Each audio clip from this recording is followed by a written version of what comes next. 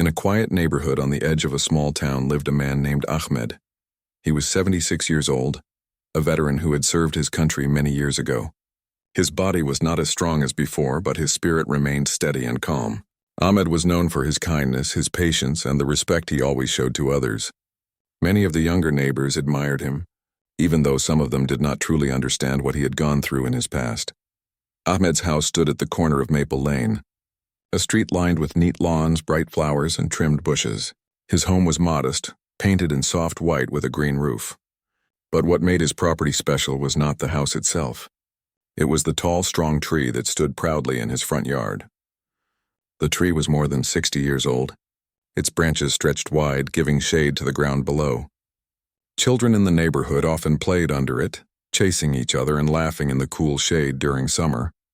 Birds built their nests there every spring. For Ahmed, the tree was not just wood and leaves. It was a memory, a living symbol of his life's journey. The tree had been planted when Ahmed returned from his service as a young man. His father had placed the sapling into the ground as a gift to welcome him home. Ahmed remembered standing beside his father that day, both of them smiling as they patted the soil around the tiny plant. Over the decades, the tree had grown strong, just as Ahmed had built his life. Every year, when the leaves turned golden in autumn, he felt a deep connection to his father and to the years gone by. For Ahmed, sitting under that tree was a daily habit. He would take his chair outside in the mornings, sip tea, and watch the sun rise through the branches. Sometimes he read books there. Sometimes he just closed his eyes and listened to the wind moving gently through the leaves. On many evenings, neighbors walking by would stop and greet him. He always responded with a warm smile. The tree gave comfort not only to him, but also to the people around him. But in the same neighborhood lived a woman named Nadia. She was the president of the Homeowners Association, known as the HOA. Nadia had moved to Maple Lane only 5 years ago, but since then she had taken charge of every small matter in the neighborhood. She liked rules, she liked control, and she liked when people obeyed her without asking too many questions. Many neighbors tried to avoid arguments with her because she could be sharp with her words. From the beginning, Nadia did not like Ahmed's tree. She thought it was too big, too old, and made the street look untidy. She complained that its branches stretched too far, and that the leaves often fell on the road. But in truth, her dislike came from something else. Nadia wanted every house and yard on the street to look the same, neat and trimmed without anything standing out. Ahmed's tree, tall and unique, did not fit into her idea of control. One afternoon, while Nadia walked with her small notebook in hand, she stopped in front of Ahmed's house. She looked at the tree and frowned. Then she began writing in her notebook. A few days later, Ahmed received a letter from the HOA. The letter stated that his tree was a danger, that it might fall in a storm, and that it created too much mess with falling leaves. The HOA ordered him to cut it down within 1 month. When Ahmed read the letter, his hands trembled. His heart ached at the thought. He sat on his chair under the tree that evening, staring up at the wide branches above. Memories flooded his mind. The day his father planted it, the laughter of children playing under its shade, the quiet evenings when he found peace there. To lose the tree would mean losing a part of his life. The next morning, Ahmed went to the HOA office to speak with Nadia. She sat at her desk with papers neatly stacked. When Ahmed entered, she gave a short smile, but her eyes showed no warmth. "Nadia," Ahmed said politely, "I received the letter. This tree has stood here for more than 60 years. It has never harmed anyone. Why do you want it gone?" "It is a matter of safety," Nadia replied quickly. "The tree is old. What if it falls? What if a branch breaks and damages property? It is better to remove it before something happens." Ahmed's voice was calm but firm. "This tree is healthy. I water it, I care for it, I check its branches. No one has ever been hurt by it. The children love it. The birds live in it. It is part of this neighborhood." Nadia closed her notebook and looked directly at him. "Rules are rules. We cannot make exceptions. If the HOA says it must be cut down, then it must be cut down." Ahmed left the office with a heavy heart. For days he tried to gather support from other neighbors. Many of them agreed that the tree was not dangerous, but they were afraid to speak too strongly against Nadia. They knew how strict she was, and they worried about getting into conflict. A few neighbors signed a petition with Ahmed, hoping the HOA would reconsider. He sent the petition to the office, but Nadia ignored it. Every day that passed felt shorter, like the clock was running against him. Ahmed spent more time sitting under the tree, touching its bark, remembering his father's words. He whispered to himself, "This tree has given me shade all my life. I will not let it go without a fight." But Nadia had already made her decision. She believed she was right, and she enjoyed showing her authority. In her mind, the tree was simply an obstacle, something that disturbed her vision of order. She told the HOA workers to be ready to cut it down if Ahmed did not act before the deadline. On the last evening before the deadline, Ahmed sat under the tree until the sky turned dark. A few children came and asked him why he looked so sad. He smiled weakly and told them stories about the day it was planted. The children listened with wide eyes, and one of them said, "We don't want the tree to go. We like it." Their words brought a tear to Ahmed's eye. As the stars appeared above, Ahmed looked at the strong branches and whispered, "You have stood tall all these years. If they take you down, I will remember you always." He went to sleep that night not knowing what the next morning would bring, but deep inside he prayed for a miracle, a way to save the tree that had been his companion through life. The next morning, the sound of engines filled the street. Trucks stopped in front of his house, and workers in uniform stepped out with chainsaws. Ahmed's heart sank as he stepped outside. The neighbors began to gather quietly, watching from a distance. Some looked upset, but none dared to stop the workers. And standing proudly at the front, giving instructions, was Nadia. Her face was cold and determined. She pointed at the tree and said, "Cut it down." The morning sun had barely risen when the workers started their engines. The loud hum of chainsaws echoed down Maple Lane. Birds that had been nesting in the tree flapped their wings in panic and scattered into the sky. The air was thick with tension, and the neighbors slowly stepped out of their houses. Curious and uneasy, Ahmed stood on his porch with his walking stick, his eyes fixed on the men who were preparing to cut the tree. His heart felt heavy and his hands shook slightly, but his back remained straight. The tree was not just a part of his yard. It was his history, his comfort, his connection to the past.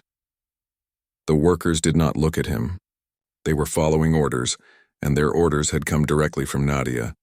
She stood nearby with her notebook in hand, her lips pressed tightly together as if she wanted this task finished quickly.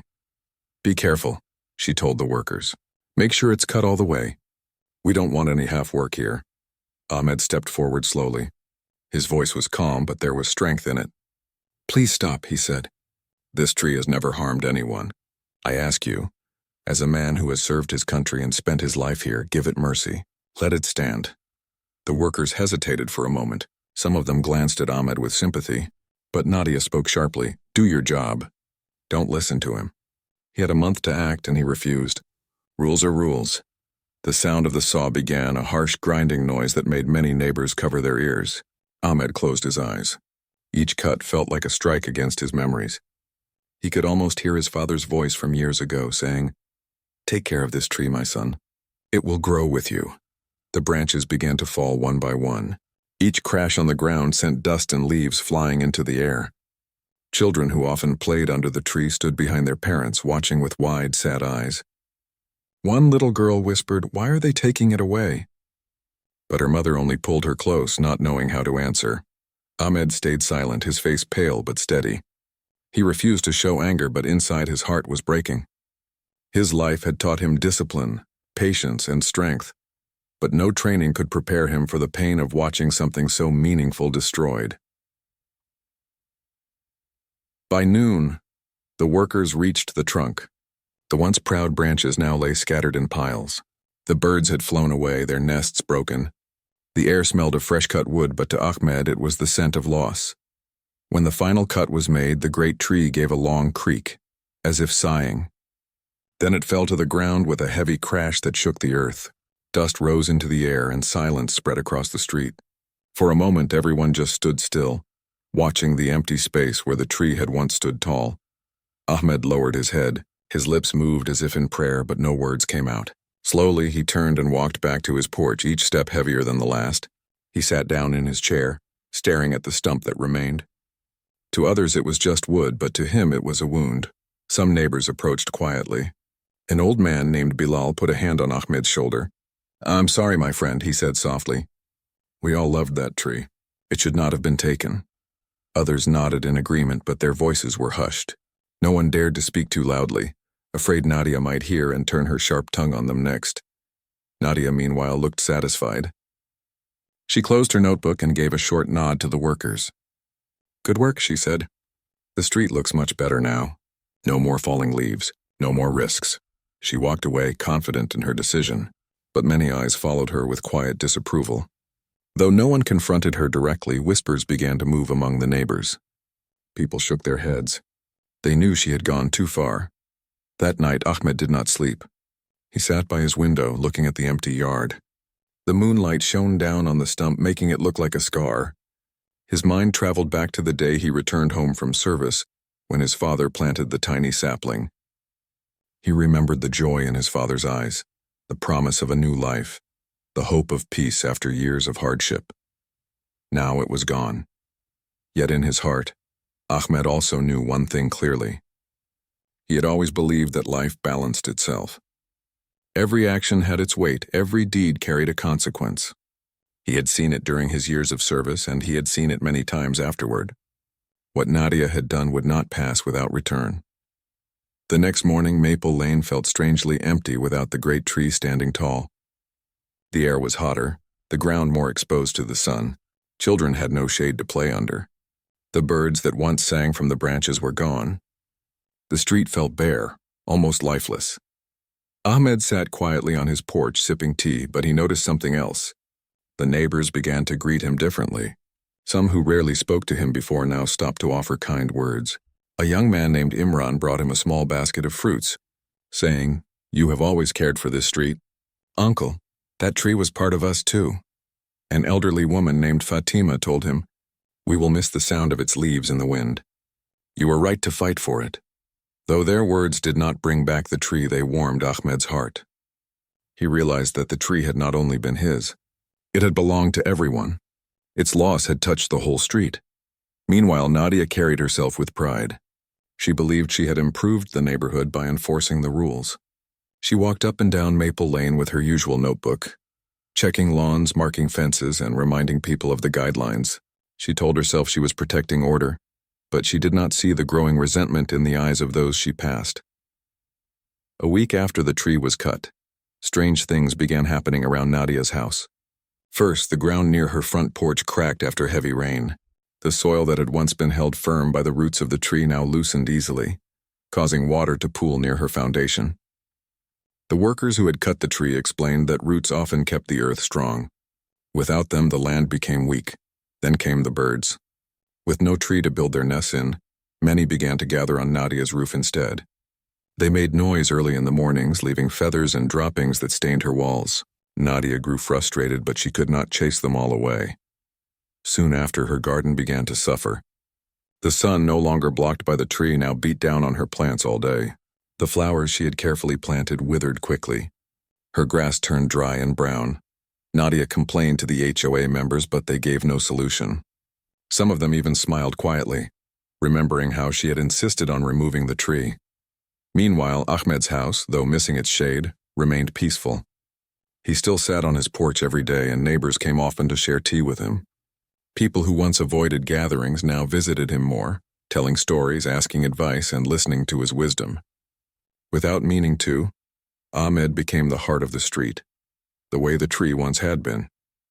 Though Ahmed felt the ache of loss every time he looked at the stump, he also noticed something important. The kindness of his neighbors had grown stronger. Their respect for him had deepened, and in small ways life was showing him that even in loss there could be connection and strength. But for Nadia, things were different. As days turned into weeks, her house seemed to carry an air of trouble. Pipes leaked. The soil shifted again, making her walkway uneven. Stray cats began gathering in her yard.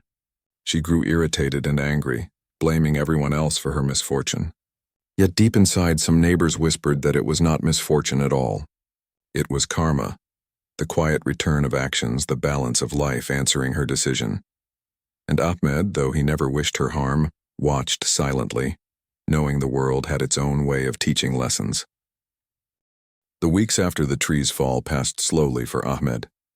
Each morning when he stepped outside with his cup of tea, his eyes were drawn to the empty space in his yard. The stump stood like a silent reminder of what had been lost. At first he felt a sharp pain in his heart every time he saw it. But as time went on, he began to accept it as a scar, something that hurt, but also told a story of endurance. The neighbors, too, still spoke about the tree. Whenever they walked by Ahmed's house, they looked at the bare spot where the branches once swayed in the wind. Some would stop and say, "We miss the shade." Others would add, "It doesn't feel the same without the tree." Their words reminded Ahmed that the loss was shared, that he was not alone in his grief. But while Ahmed carried himself with quiet dignity, the changes around Nadia's house grew worse. At first, it had been the soil in the garden. Without the tree's roots, water collected near her house whenever it rained. Puddles formed, making the ground muddy. The grass that had once been green now turned yellow. Flowers that she had planted with care bent under the harsh sunlight. Nadia tried to fix these problems. She called gardeners to water the lawn more often. She spent money on new plants. She even had stones laid around her porch to stop the soil from shifting, but nothing seemed to last. Every effort she made was undone within days. Then came the animals. Birds that had lost their home in Ahmed's tree now gathered on her roof and fences. Their cries filled the air from sunrise to sunset. Squirrels that once ran across the branches now searched for food near her porch, scratching at her garden beds. Stray cats, drawn by the birds and squirrels, started gathering in her yard. Their fights at night kept her awake. Nadia grew more irritable. She began writing even more notes in her notebook, blaming neighbors for noise, for parking slightly wrong, for letting their pets wander. She believed her troubles came from others not following rules, never realizing that the troubles had started with her own decision. Ahmed, watching quietly from his porch, noticed everything. He never spoke ill of her. He never pointed out the irony. Instead, he simply greeted her politely when she passed. His calmness made some neighbors whisper, "He knows karma is working. He doesn't need to say anything." One evening, a storm rolled into Maple Lane. The sky darkened with heavy clouds and the wind howled through the neighborhood. Rain poured down, tapping on roofs and windows. Ahmed sat by his window listening to the sound. The tree, if it had still stood, would have swayed proudly in the storm. Instead, the yard looked open and bare, but at Nadia's house the storm created chaos. Without the tree's roots to absorb water, the rain collected quickly around her foundation. Water seeped into her basement, flooding the floor. She rushed with buckets and towels, but the water kept coming. The storm also loosened part of her roof and leaks began dripping into her living room. The next morning, when the storm had passed, neighbors saw workers carrying out soaked furniture from her basement. Nadia stood outside, shouting orders, her hair messy and her face pale. People watched silently from a distance. Some pitied her, but others shook their heads, whispering, "The tree protected this street for years." She never saw it. Ahmed did not celebrate her misfortune. He only sighed, remembering how the tree had shielded not just his house but the entire block from storms like this. Its branches had softened the wind. Its roots had steadied the soil. Without it, the neighborhood was more fragile. Days turned into weeks and the strange events continued. One morning, a crack appeared in Nadia's driveway. At first, it was small, but with time it grew wider. Visitors found it difficult to park near her house. Children avoided playing on her lawn because it felt uneven and unsafe. Frustrated, Nadia called more workers to repair it, spending more money. But within a month, the crack reappeared. Some neighbors whispered, "The earth is unsettled without the tree's roots." At the same time, Ahmed's house remained steady. Though he missed the tree's shade, his foundation was strong. His garden grew slowly but steadily, because he cared for it with patience. His yard was open now and the sun was hotter, but he placed a small bench with an umbrella to sit under. Neighbors often joined him there, sharing tea and simple conversation. Slowly, Ahmed became a symbol for the street. People admired how he carried himself, with patience, dignity, and kindness even after suffering loss. Some of the younger neighbors began calling him Uncle Ahmed, a title of respect. Children often came to his porch to listen to his stories about the past. One day a boy asked, "Uncle Ahmed, do you miss the tree?" Ahmed smiled gently. "Yes, my child. I miss it every day. But when something is taken from us, we must not lose our hope. Life gives and takes, but we must remain steady. like the roots of that tree once were. The boy nodded, his eyes wide with thought. His mother, standing nearby, whispered later to Ahmed, "You are teaching them more than schools do." Meanwhile, Nadia grew lonelier. The respect she once demanded from neighbors had begun to fade. People still greeted her politely, but their voices lacked warmth. When she passed by, they spoke less. Some avoided her altogether, not wanting to face her constant complaints. Her own house seemed to mirror her state of mind. The roof leaked again during another rain. The soil near her porch sank further.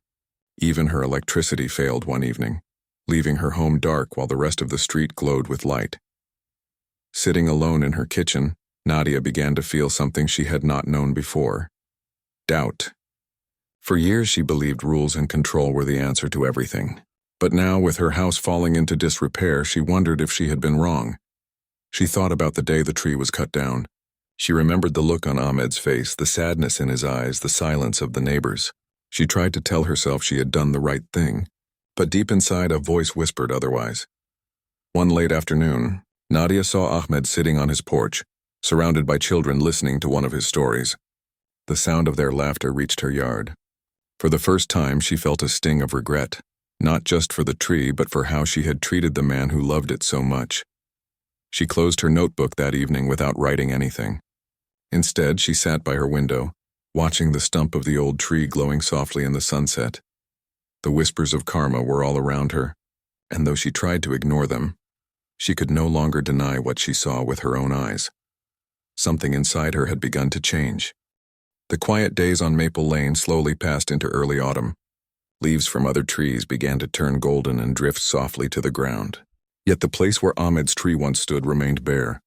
Neighbors still noticed the emptiness whenever they walked by. Children often slowed down as they passed the stump, as if hoping the branches might suddenly grow back overnight. Ahmed had grown used to the sight, though the ache in his heart had not fully left. Every morning, he placed a small clay pot with flowers near the stump. "You gave me shade," he whispered once, "so I will give you color now." He watered the flowers daily, and in time, little blossoms brightened the space.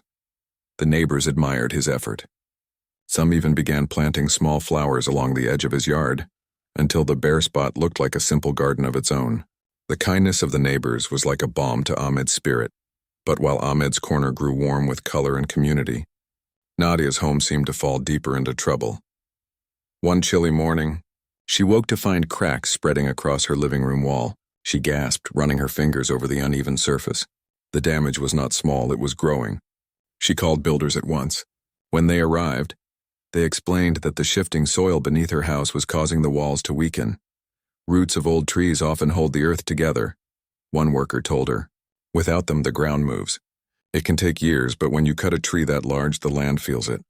Nadia felt her chest tighten. She did not want to believe his words, yet she knew they carried truth. Still, her pride kept her silent. She simply told the men to repair what they could. The repairs cost more than she liked, but she paid. Even after the repairs, she could not shake the thought, was this happening because of the tree?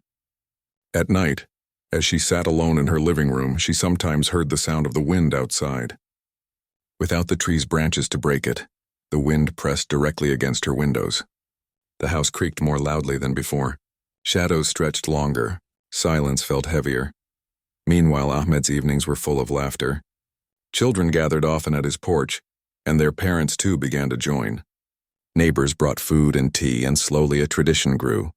On weekends, families came together outside Ahmed's house to share simple meals. They spoke of daily life, of memories, of small joys. The stump of the tree, though lifeless, became a gathering place. Ahmed never raised his voice against Nadia. He never spoke of her mistakes.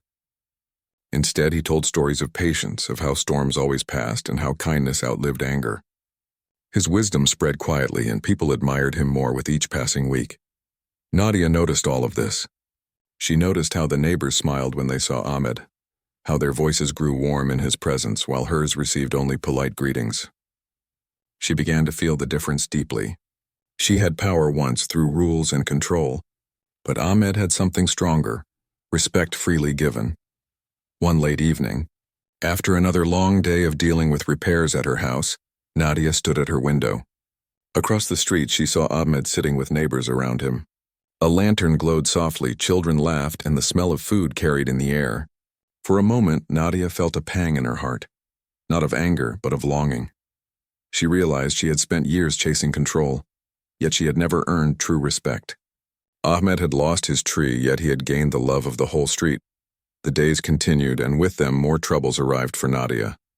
Another storm brought heavy rain. Once again, water pooled near her foundation. Her new plants, which she had worked so hard to grow, drowned in the puddles. She shouted at the gardeners the next day, blaming them for failure. But deep inside, she knew it was not their fault. Her nights grew restless. She often lay awake, thinking of the tree. She remembered how it once shaded the street, how its roots held the soil, how its branches gave homes to birds. She remembered the day she ordered it to be cut, the sound of the saw, the crash as it fell. She remembered Ahmed's silent eyes. Slowly, regret began to creep into her heart. But regret was not easy for Nadia. She had always been proud, always certain she was right. To admit she was wrong felt like a mountain she could not climb. Still, the more her house struggled, the heavier the thought became. One afternoon, Nadia tried to busy herself by cleaning her yard.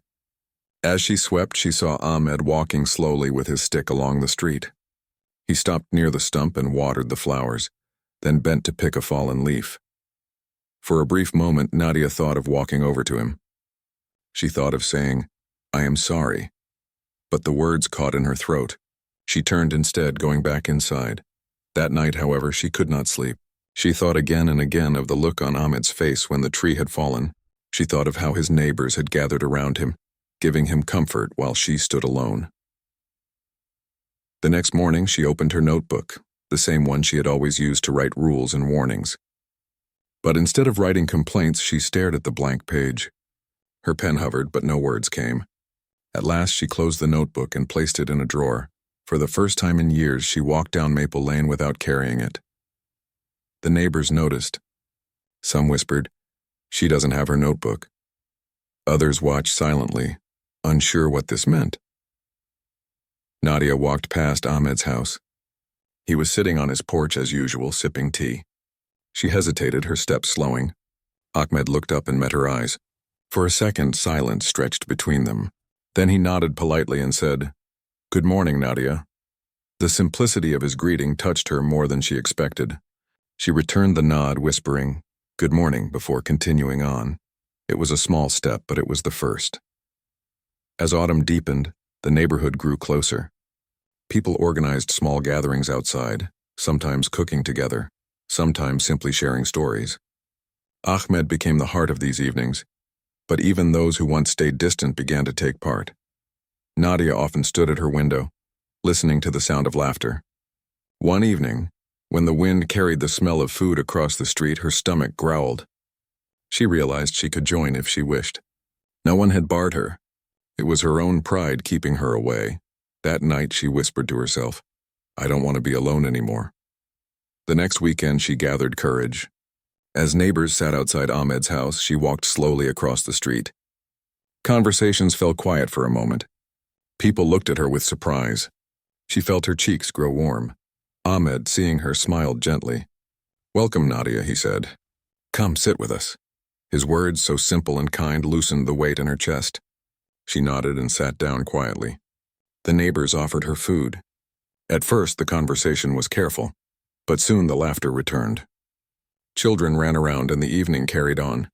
Nadia did not speak much that night, but she listened. She listened to Ahmed's stories, to the neighbors' chatter, to the sound of children playing. Something inside her shifted. For the first time in years, she felt peace. From that day, she began joining more often. She did not bring her notebook anymore. She did not give orders or write warnings. Instead, she asked small questions, shared little stories, and slowly let herself soften. The neighbors were cautious at first, but Ahmed's example guided them. He treated her with the same politeness and respect as everyone else.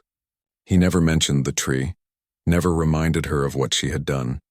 By his silence, he gave her a chance to change, and slowly she did.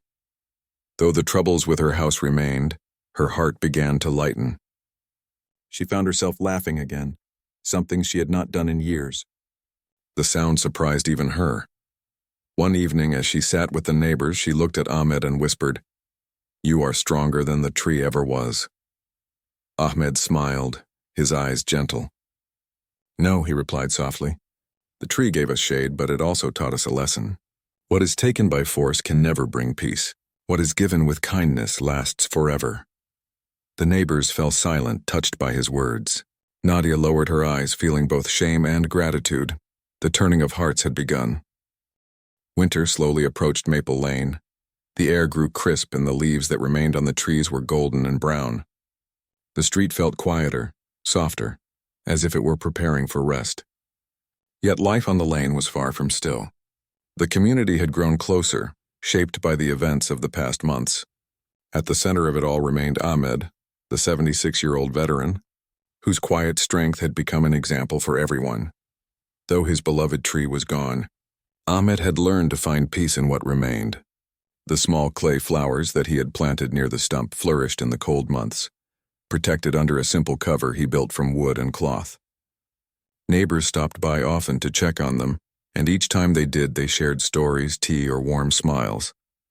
In a way, the empty spot had become a symbol not of loss, but of resilience and hope.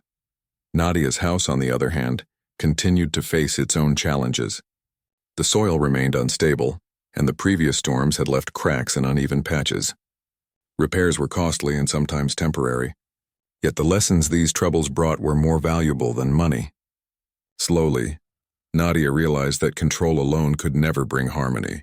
Respect, kindness, and community were far more important than strict rules.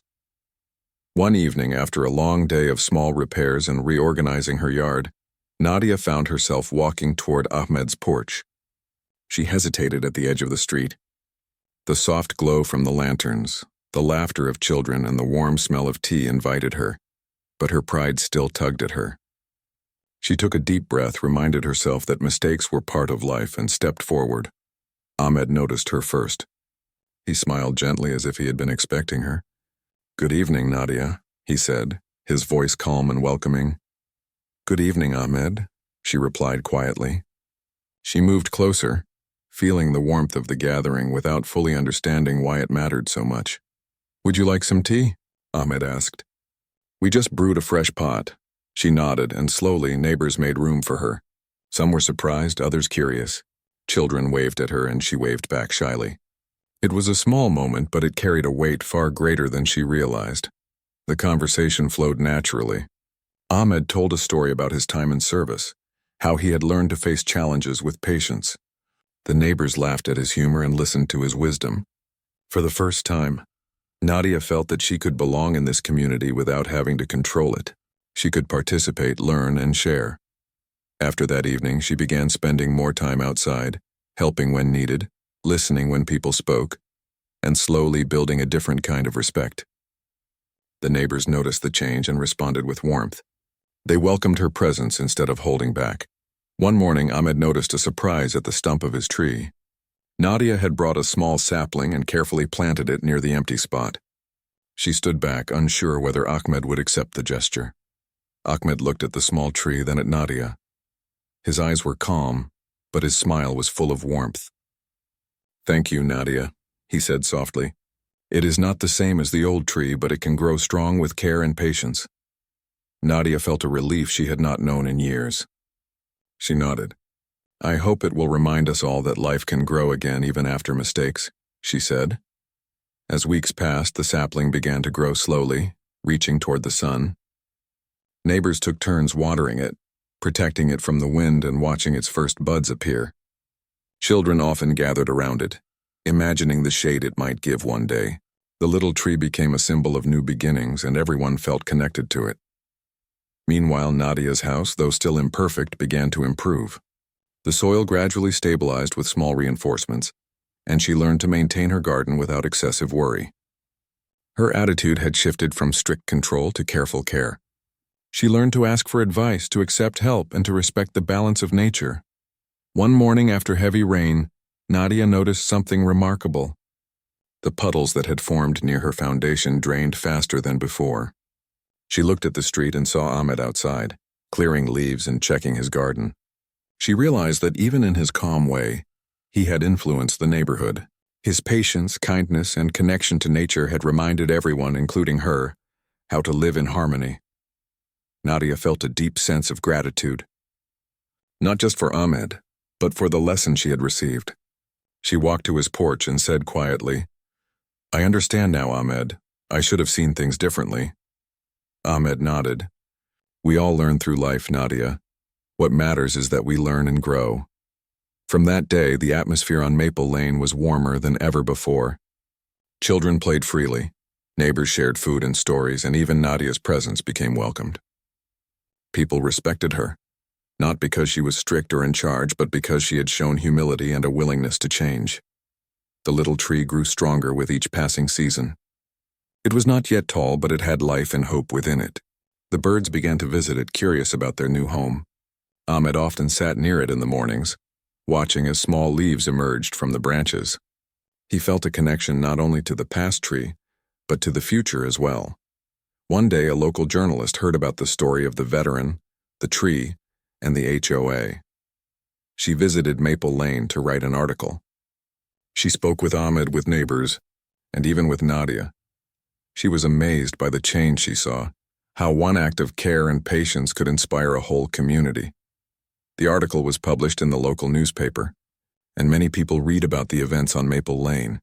Some were inspired to take better care of their own neighborhoods. Others reflected on the value of patience, respect, and kindness over control and rules. Back on Maple Lane, life continued. Seasons changed. Snow fell gently on the streets in winter. Spring brought fresh blossoms, and summer returned with warmth. The small tree grew slowly, reaching for the sky. Children continued to play around it, and neighbors gathered as they had before. Nadia, though she had once brought conflict, now participated in the neighborhood with care. She learned to smile without expectation, to listen without judgment, and to help without commanding. Her house remained her responsibility, but she faced each problem with patience rather than frustration. Slowly, peace returned to her life. Ahmed watched all of this quietly. He never claimed victory over anyone. He never gloated or celebrated. He simply continued to live with patience, kindness, and dignity. His example, stronger than any tree, had changed hearts and reminded everyone of the simple truth. True strength lies in compassion, not in control. One late afternoon, Ahmed sat by the new sapling, sipping tea and watching the children play. Their laughter reminded him of the old tree, and yet he felt no sadness. The new tree would grow, and with care, it would one day give shade, shelter, and life to the neighborhood, just as the old one had. Nadia came to the porch and stood quietly beside him. She said softly, "Thank you, Ahmed, not just for the tree, but for teaching me how to live differently." Ahmed smiled. "The tree was never just mine, Nadia. It belonged to all of us. And now this little one belongs to all of us too." The sun began to set, painting the sky with golden light. Maple Lane glowed with warmth and harmony. Children ran through the streets, neighbors chatted, and the little sapling swayed gently in the evening breeze. For the first time in many months, the neighborhood felt whole again, and in that moment Ahmed knew that even after loss, life could bring new beginnings. Even after mistakes, hearts could change. Even after injustice, balance would find its way. The old tree's legacy lived on, not in wood or branches, but in patience, kindness, and the power of community. And the lesson of karma had been quietly taught, not through anger, but through the natural course of life. Maple Lane, once marked by conflict, was now a place of connection, learning, and growth. The veteran's heart, full of patience and wisdom, had reminded everyone of what truly mattered. And the new tree, though small, stood as a symbol of hope, a promise that life could always start again.